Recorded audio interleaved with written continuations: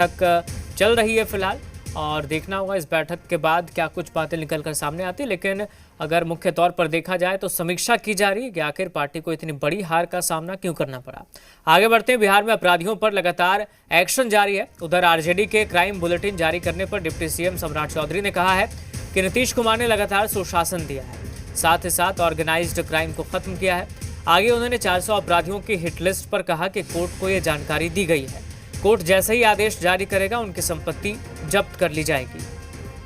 हमारे साथ रजनीश हमारे सहयोगी बने हुए। रजनीश, सम्राट चौधरी गृह मंत्रालय का जिम्मा संभालने के बाद एक्शन में नजर आ रहे हैं और लगातार अपराधियों पर एक्शन भी हो रहा है, लेकिन इसी बीच आरजेडी ने सवाल उठाए हैं। एक पोस्ट भी आरजेडी की तरफ से किया गया था। अब जो रिएक्शन सम्राट चौधरी ने दिया है उसको देखकर क्या लगता है, वाकई अब अपराधियों की शामत आने वाली है? देखिए, विपक्ष का काम है कि कुछ कमियां खामियां हैं या तमाम सारी बातें हैं उसको लेकर सरकार को ध्यान आकर्षित करना, और साथ ही साथ विधि व्यवस्था के सवाल पे सरकार के सामने जो चुनौतियां हैं और उसी क्रम में जिस तरीके से अभी नए सरकार का जो गठन हुआ है और सम्राट चौधरी गृह मंत्री बनाए गए हैं, तो लिहाजा उन्होंने कल पुलिस मुख्यालय में इस बाबत पदभार ग्रहण करने के बाद एक प्रेजेंटेशन जो है वो भी देखा और साथ ही साथ बैठक करके पदाधिकारियों को आवश्यक दिशा निर्देश दिए हैं। साथ ही किसी भी हाल में जो ऑर्गेनाइज्ड क्राइम है इसको लेकर उन्होंने अपनी प्रतिबद्धता दोहराई है कि कहीं से ये नहीं होने दिया जाएगा।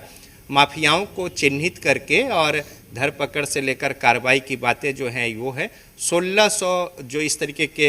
एलिमेंट्स हैं, बैड एलिमेंट्स, उनको चिन्हित किया गया है। 400 लोगों के खिलाफ ऑलरेडी कोर्ट में बातें जो है वो रख दी गई हैं। कोर्ट से जैसे ही आदेश मिलता है उन 400 लोगों के जो माफिया हैं और जो इस तरीके के एलिमेंट है उनके जो संपत्ति है उसकी जब्ती को लेकर कार्रवाई जो है वो शुरू की जाएगी। और जाहिर तौर पे जब इस तरीके के मैसेज जो है वो समाज में जाएंगे तो एक जो खौफ होता है पुलिसिंग का, एक जो दबाव होता है, डर भय होता है, अगर डर भय अगर खत्म हो जाए तो जो स्थितियां बनती है जिसमें कि आपराधिक गतिविधियां और तमाम सारी बातें, लेकिन एक जो अंकुश की बात है और नियंत्रण को लेकर ठोस कदम उठाने की बात है, वो तमाम सारी बातें यहाँ पे कल कही गई है मंत्रणा के दौरान। साथ ही साथ पुलिस को हर एक कदम उठाने को लेकर बताया गया है और ये तो सिर्फ धरपकड़ और